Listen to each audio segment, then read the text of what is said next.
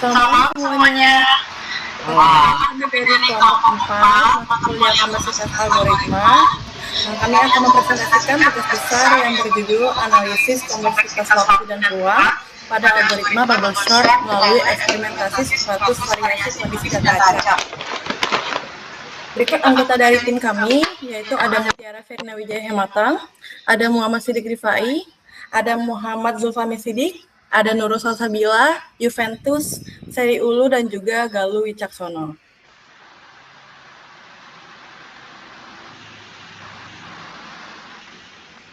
Dalam pengembangan perangkat lunak, pemilihan algoritma yang efisien sangat penting karena dapat mempengaruhi kecepatan proses dan penggunaan memori suatu program.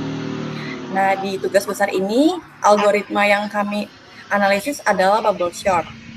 Bubble sort sendiri menggunakan algoritma pengurutan sederhana yang bekerja dengan membandingkan elemen yang bersebelahan.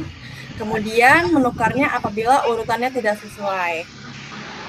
Meskipun dapat dipahami dan cocok digunakan untuk pembelajaran dasar, bubble sort sendiri memiliki kelemahan, yaitu kurang efisien apabila digunakan pada data berukuran besar. Tujuan dari analisis tugas besar ini adalah yang pertama, untuk menganalisis kompleksitas waktu bubble sort secara teoritis dengan menggunakan notasi big null untuk kondisi best case, average case, dan juga worst case. Yang kedua, untuk mengimplementasikan algoritma bubble sort dengan optimasi array axis dalam bahasa Python. Yang ketiga, mencatat waktu eksekusi pada setiap percobaan dan menghitung nilai rata-rata untuk mengurangi noise pengukuran. Yang keempat, untuk memvisualisasikan hubungan antara ukuran input n dan waktu eksekusi dengan menggunakan library matplotlib. Yang kelima, untuk melakukan uji eksperimen dengan suatu variasi ukuran input guna mengamati performa algoritma secara empiris. Dan juga untuk manfaatnya, analisis ini bermanfaat untuk meningkatkan pemahaman konseptual tentang analisis kompleksitas algoritma, melatih keterampilan implementasi dan pengukuran performanya dengan menggunakan bahasa pemrograman Python, serta mengembangkan kemampuan visualisasi data dan interpretasi hasil eksperimen. Untuk penjelasan selanjutnya, mungkin akan disampaikan oleh Kak Galuh, dipersilakan.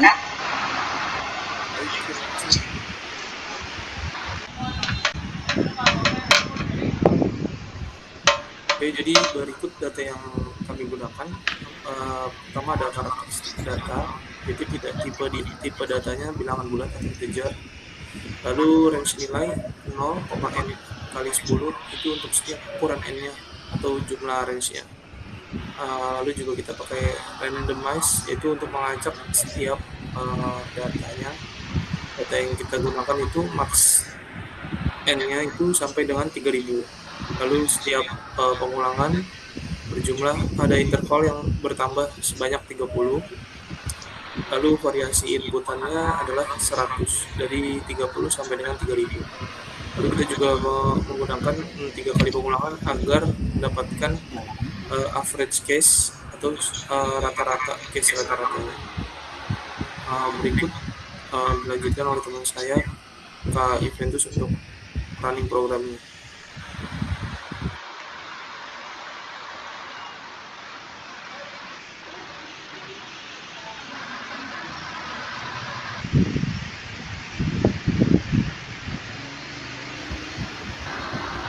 Oke, baik, coba kita lihat kodenya.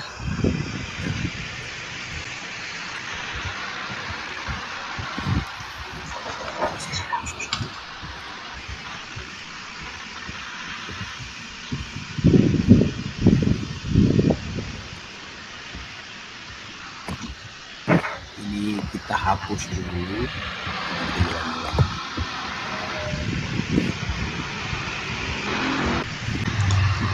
Baik, ini adalah kode yang kami buat. Kami menggunakan bahasa pemrograman Python. Kami juga di sini pakai library matplotlib untuk buat grafik. Jadi coba kita jalani program ini.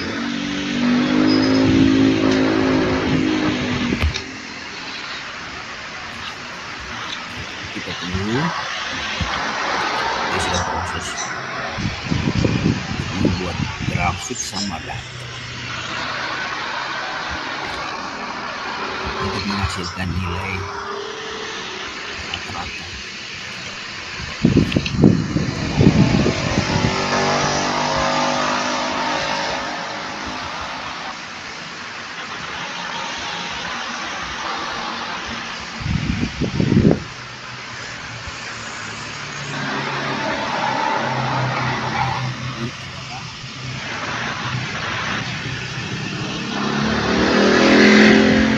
Grafik yang dihasilkan oleh kode ini dia. Lalu berikutnya di sini ada data yang dihasilkan oleh kode ini, ada ukuran n, waktu trial, sampai dengan nilai rata. Jadi kode ini digunakan untuk menguji performa algoritma bubble sort yang dioptimasi. Library random dipakai untuk membuat data acak, time untuk mengukur waktu, CSV untuk menyimpan data, dan matplotlib untuk membuat grafik. Ini program menampilkan hubungan ukuran data dengan waktu eksekusi yang memiliki kompleksitas 0 dalam kurung n pangkat 2. Slide berikut akan dijelaskan oleh saudara saya Galuh.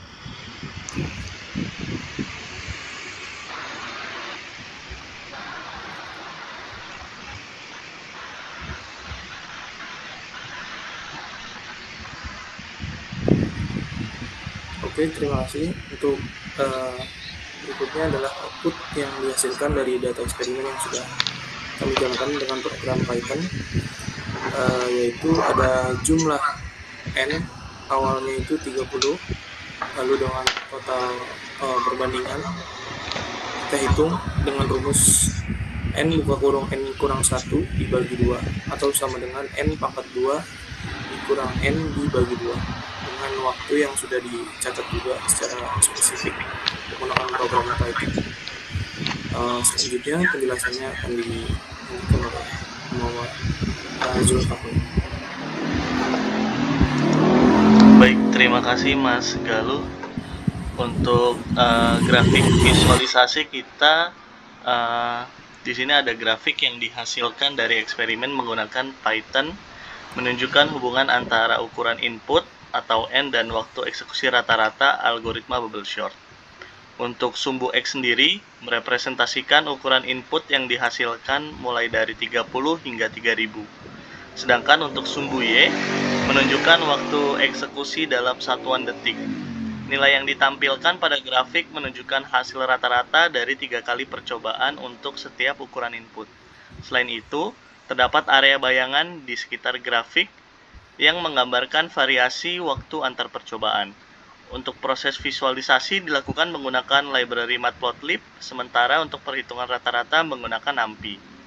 Lalu untuk hasil pengujiannya, berdasarkan hasil pengujian yang telah dilakukan, terlihat bahwa waktu eksekusi algoritma meningkat seiring dengan bertambahnya ukuran input. Pada ukuran data yang kecil, peningkatan waktu masih relatif rendah dan cenderung stabil. Namun, ketika inputnya makin besar, khususnya di atas 1000, waktu eksekusi mulai meningkat secara signifikan. Pada ukuran mendekati 3000, terlihat bahwa waktu eksekusi mengalami lonjakan yang sangat tajam. Hal ini menunjukkan bahwa algoritma membutuhkan waktu yang semakin besar untuk memproses data dalam jumlah yang banyak. Lalu, untuk analisa grafiknya, bentuk grafik yang dihasilkan menunjukkan pola kenaikan yang tidak linier, melainkan semakin curam semakin bertambahnya ukuran input. Pola ini mengindikasikan bahwa jumlah operasi yang dilakukan oleh algoritma meningkat secara cepat. Grafik yang dihasilkan pun juga terlihat cukup halus tanpa fluktuasi yang tajam, yang menandakan bahwa hasil pengujian yang dilakukan cukup konsisten. Area bayangan pada grafik menunjukkan bahwa variasi antar percobaan relatif kecil, sehingga rata-rata yang digunakan dapat merepresentasikan performa algoritma dengan baik. Lalu untuk keterkaitannya dengan kompleksitas, untuk pola grafik yang terbentuk menyerupai kurva kuadratik yang sesuai dengan teori kompleksitas waktu algoritma bubble sort, yaitu O n kuadrat.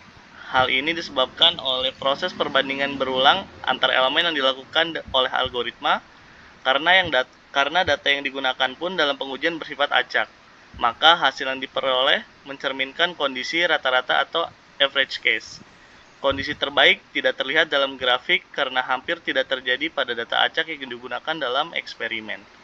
Untuk slide selanjutnya akan dijelaskan oleh Mas Sidik Rifai. Dipersilakan. Baik, terima kasih untuk Pak Zulfahmi. Untuk selanjutnya kita akan langsung masuk ke poin 5 sampai 5.4, yaitu hasil dan pembahasan. Untuk yang pertama adalah analisis berdasarkan implementasi. Algoritma overshot yang digunakan dalam penelitian ini telah diimplementasikan menggunakan Python dengan tambahan optimasi berupa mekanisme early exit.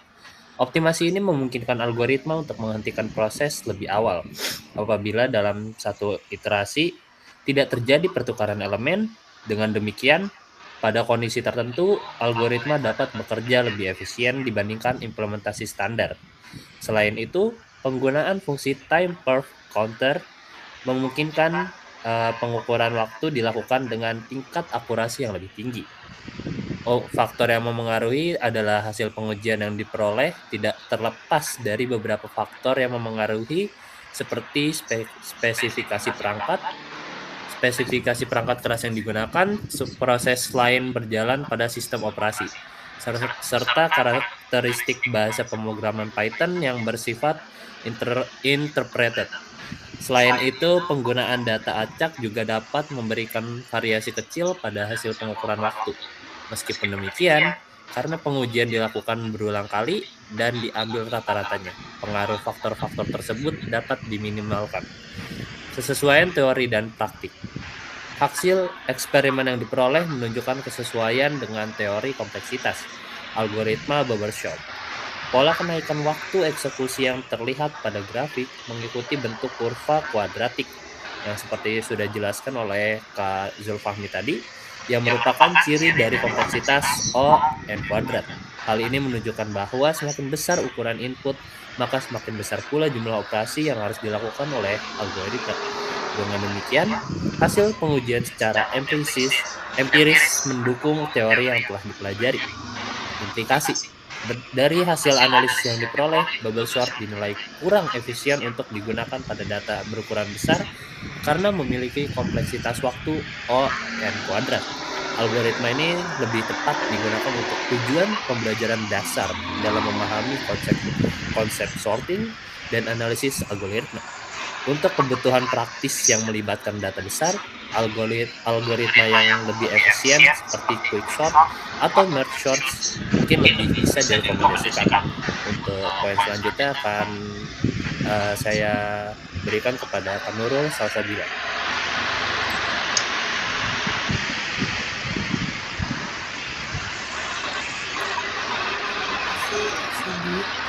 Jadi untuk kesimpulan dari presentasi hari ini adalah berdasarkan hasil analisis dan eksperimen yang sudah dilakukan menggunakan implementasi Python, dapat disimpulkan bahwa algoritma Bubbleshot ini memiliki karakteristik kompleksitas waktu O(n²) pada kondisi rata-rata.